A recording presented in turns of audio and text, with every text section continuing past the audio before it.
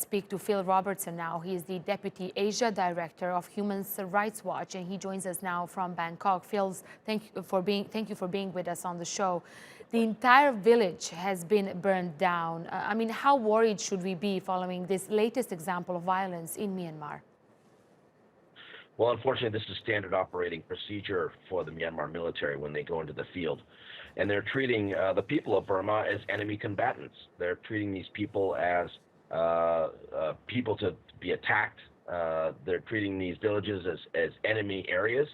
And the fact that they have completely destroyed this village and allegedly killed a number of senior people there, older people there, is an indication that the Myanmar military's inhumanity is on full display here. What is the junta's policy behind these latest attacks?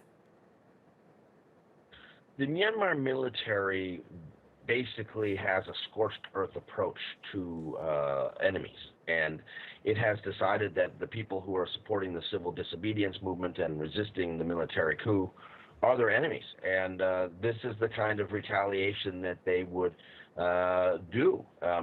What we have seen is some of the same military units that, for instance, were involved in the atrocities against the Rohingya in 2017, the crimes against humanity and acts of genocide that were committed in the western part of Myanmar, are now units that are dealing with civilians directly in the cities and towns of Myanmar.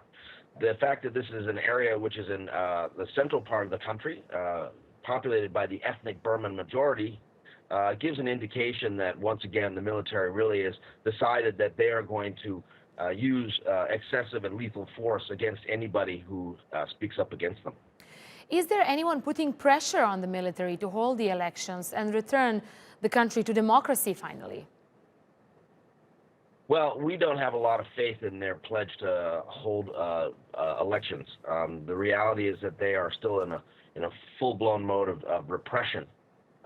We are calling for various different countries around the world to put on targeted economic sanctions against the military and its companies, and also to impose a global arms embargo.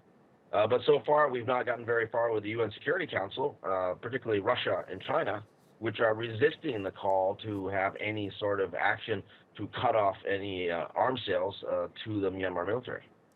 Phil Robertson, thank you so much for that insight for us. He is the Deputy Asia Director of Human Rights Watch.